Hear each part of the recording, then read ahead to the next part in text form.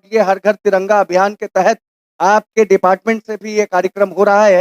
ये गर्व की बात है। बस 5-7 मिनट मैं आपके बीच हूँ, इससे ज़्यादा मैं समय लूँगा भी नहीं। मैं एक छंद के माध्यम से एक प्रणाम निवेदित करता हूँ अपनी मातृभूमि को, और क्या है मेरे मन में इच्छा वो बताने की कोशिश करता हूँ, और एक छंद के माध्यम से मैं जिस माँ ने हमें जन्म दिया है उसकी तरफ ले चलने की कोशिश करूंगा। सुनिएगा कि जन्मभूमि मातृभूमि पुण्य भूमि तू महान। जितने लोग इधर खड़े हैं, मैं आपका भी ध्यान चाहता हूं। एक एक शख्स मुझसे अगर जुड़ जाए तो मुझे भी कहने में अच्छा लगेगा, आपको सुनने में अच्छा लगेगा। बस आपका स्नेह जिस तरह से मिल रहा है वैसा ही बना रहे। जन्मभूमि मातृभूमि पुण्य भूमि तू महान, तेरी चहुओर जयकार चाहता हूं मैं। जितने लोग मोबाइल से कहीं वीडियो कॉल कर रहे हैं, वो भी अगर 2 मिनट मुझे समय देंगे तो अच्छा लगेगा। मोबाइल तो ठीक है, व्हाट्सएप का भी अभी जिक्र कर रहे थे। मैंने व्हाट्सएप पर कभी लिखा था, वो डीपी व्हाट्सएप से हो नदारद। असुविधाएं क्या होती हैं, वो डीपी व्हाट्सएप से हो नदारद, या बिजी लाइन सितम वो कौन सा है जो वो हरजाई नहीं करती। मैं उसका चेक तो स्टेटस किया करता हूँ सारी रात, मगर वो ऑनलाइन होकर रिप्लाई नहीं करती। तो जो रिप्लाई ना करे उसके पीछे क्या पड़ना। बस थोड़ा सा ध्यान दीजिएगा, 5-7 मिनट का टाइम मांगता हूं आपसे। कहीं अगर मैं लड़खड़ाऊं तो मैं चाहता हूं कि आपकी तालियां मुझे सहारा दें। मैं अपने आंगन में खड़ा हूं, आप लोगों के समक्ष, आपके घर का बालक हूं, इसलिए मैं कुछ पढ़ने की हिम्मत कर पा रहा हूं यहाँ पर। सुनिएगा कि जन्मभूमि मातृभूमि पुण्य भूमि तू महान, तेरी चहुओर जयकार चाहता हूं मैं। जन्मभूमि मातृभूमि पुण्य भूमि तू महान, तेरी चहुओर जयकार चाहता हूं मैं। तेरा परिधान रहे दिव्य, सुख संपदा हो, स्वर्ण सा हो भोर भिनुसार चाहता हूं मैं। देवभूमि भारती मां वीर बलिदानियों की, पुण्य है धरा तू सत्कार चाहता हूं मैं। चौथी पंक्ति पे आपका आशीर्वाद, चौथी पंक्ति पे चाहिए मुझे। जन्मभूमि मातृभूमि पुण्य भूमि तू महान, तेरी चहुओर जयकार चाहता हूं मैं। तेरा परिधान रहे दिव्य, सुख संपदा हो, स्वर्ण सा हो भोर भिनुसार चाहता हूं मैं। देवभूमि भारती मां वीर बलिदानियों की, पुण्य है धरा तू सत्कार चाहता हूं मैं। और तेरी ममता का कर्ज शीश दे चुका हूं, तेरी गोद में जन्म बार बार चाहता हूं। तेरी ममता का कर्ज शीश दे चुका हूं, तेरी गोद में जन्म बार बार चाहता हूं मैं। दोस्तों, मोहब्बत पे, प्यार पे, प्रेम पे पहला हक हमारी मातृभूमि का है, और दूसरा हक जिसने हमें जन्म दिया उस जननी का है। मैं अपनी माँ को अम्मा बुलाता हूँ। मैंने 4 पंक्तियां लिखने की कोशिश की है। मैं जहां भी जाता हूं, मैं कहीं भी घर से निकलता हूं, मैं उनका पैर छूकर निकलता हूं, और मुझे वो 10 रुपये 100 रुपये जितना उनके पास होता है मेरे हाथ पे रख देती हैं। ये हमारे संस्कार हैं, हम उस संस्कार को जीने वाले भारतीय हैं मित्रों। तब मैं कहने की कोशिश करता हूं, उसे मैं खुश नजर आऊं तो वो भी मुस्कुराती है, उसे मैं खुश नजर आऊं तो वो भी मुस्कुराती है। मुझे मायूस देखे अपनी सुध-बुध भूल जाती है, उसे मैं खुश नजर आऊं तो वो भी मुस्कुराती है। मुझे मायूस देखे अपनी सुध-बुध भूल जाती है।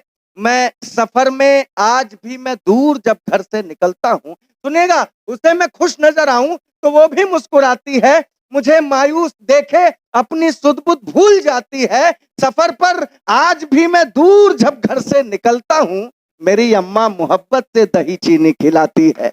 सफर पर आज भी मैं दूर जब घर से निकलता हूँ, मेरी अम्मा मोहब्बत से दही चीनी खिलाती है। मित्रों, छोटी छोटी कविताएं, 2 कविताएं रखता हूँ आपके बीच। मेरे प्यारे छोटे भाई ने, रोहित पांडे ने, जिन नेताओं की चर्चा की, मैं एक व्यंग आपके सामने रखना चाहता हूँ। हालांकि मेरा मन था कि मैं कुछ और सुनाऊं, लेकिन उसने भूमिका कहीं और डाल दी, तो मैं पढ़ने की कोशिश करता हूँ। ये एक दिन जो आपको मिला है, आपकी मस्तियों के नाम करते हुए एक व्यंग पढ़ता हूं कि एक नेता ने दूसरे नेता पर जैसे ही गधा होने का आरोप लगाया। ये मैं कोशिश कर रहा हूं कि आप सब आप लोगों में से कुछ ही लोग होंगे जिनका पाला नेताओं से नहीं पड़ा होगा, बाकी सारे लोग अनुभवी हैं। आप सब लोग प्रबुद्ध लोग हैं। आप तक ये बात पहुंचेगी इस विश्वास से पढ़ता हूं कि एक नेता ने दूसरे नेता पर जैसे ही गधा होने का आरोप लगाया, सारे गधों को एक साथ क्रोध आया। एक नेता ने दूसरे नेता पर जैसे ही गधा होने का आरोप लगाया, सारे गधों को एक साथ क्रोध आया।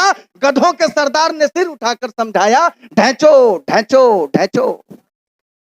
गधों के देखे देखे, जो बात जहां ताली बजनी थी वहां आपने नहीं बजाई। बात बताइए, ढैंचो पर कौन ताली बजाता है भाई साहब? एक नेता ने दूसरे नेता पर जैसे ही गधा होने का आरोप लगाया, सारे गधों को एक साथ क्रोध आया। गधों के सरदार ने सिर उठाकर समझाया, ढैंचो ढैंचो ढैंचो। लोकतंत्र की गरिमा को सस्ती लोकप्रियता के बदले मत बेचो। गधों के सरदार ने सिर उठाकर समझाया, ढैंचो ढैंचो ढैंचो। लोकतंत्र की गरिमा को सस्ती लोकप्रियता के बदले मत बेचो। अरे हम गधे जरूर हैं, हम गधे जरूर हैं, लेकिन भाषावाद, क्षेत्रवाद, संप्रदायवाद और दंगे फसाद से कोसों दूर हैं।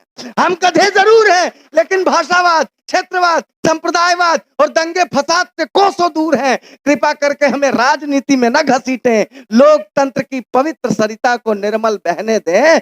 आदमी को आदमी और गधों को गधा रहने दे। आदमी को आदमी और गधों को गधा रहने दे। आज बहुत अच्छा लगा मुझे, आपने इतना स्नेह दिया। एक छोटी सी कविता जो मैं लेकर आया हूँ वो आप सबके हवाले करता हूँ। जितनी यहाँ नारियां बैठी हुई आपको विशेष प्रणाम करता हूँ। उनको ज्यादा प्रणाम करता हूँ जिनके बाल लंबे हैं। हाँ, सच बता रहा हूँ, लंबे बालों की हिफाजत करना बहुत ही मुश्किल का काम है। ऊपर से आप ड्यूटी भी करती हैं, घर भी देखती है और अपने बाल भी संवारती हैं। बहुत जज्बे का काम है। लंबे बाल होने के कारण अक्सर हमें जुओं की बहुत समस्या होती है। अच्छा, ये अनुभव मुझे तब हुआ जब मैंने खुद के बाल लंबे किए। हालांकि पिताजी रोज डांटते थे, लेकिन मैं मतलब अब समझिए कि कितना खुत्थड़ बनना पड़ता है बाल बढ़ाने के लिए। तो ये अनुभव जब मुझे मिला तो मैंने एक जुए मारने की दवा बनाई। वो दवा आप तक पहुंचा रहा हूँ। नेहा, सुनना कि फटे हुए बेडौल कुर्ते पायजामे से लिपटा एक विचित्र व्यक्ति, फटे हुए बेडौल कुर्ते पायजामे से लिपटा एक विचित्र व्यक्ति जुओं से त्रस्त लोगों को दिलासा दिला रहा था। सड़क के किनारे खड़ा हो चिल्ला रहा था, हुजूर, भैया, बाबू, साहब, सेठ जी, माई बाप, कहाँ जा रहे हैं आप? हुजूर, भैया, बाबू, साहब, सेठ जी, माई बाप, कहाँ जा रहे हैं आप? तनिक मेरी बातों पर भी ध्यान दीजिए। परंपरागत तरीके से जुए मारने की रामबाण दवा सस्ते में लीजिए। हर आने जाने वाला शख्स उसकी रसीली बातों को ध्यान से सुनता, मुस्कुराता, फिर चला जाता। आखिरकार अमावस्या के रात की आभा वाली एक सुंदर महिला दवा बेचने वाले के पास आई। अपने चमकदार रेशमी जुल्फों में हाथ फेरती हुई इतराई, बोली, कितने पैसे हुए बताइए, एक पैकेट दवाई मुझे भी चाहिए। बहन जी, सिर्फ 150 रुपए में आपका झोटा सवर जाएगा, दवाई खत्म नहीं होगी, जुआ मर जाएगा। महिला ने खरीद ली दवाई, खुशी खुशी अपने घर आई। जैसे ही दवा का डब्बा खोला बस चकित रह गई। अपने ठग जाने का दंश चुपचाप सह गई। डब्बे से एक हथौड़ी, एक पत्थर और एक पर्ची निकली। डब्बे से एक हथौड़ी, एक पत्थर और एक पर्ची निकली जिस पर लिखा था, अपने बालों की खूबसूरती को और निखारिए, अपने बालों की खूबसूरती को और निखारिए। जुओं को पकड़िए, पत्थर पे रखिए और हथौड़ी से मारिए। जुओं को पकड़िए, पत्थर पे रखिए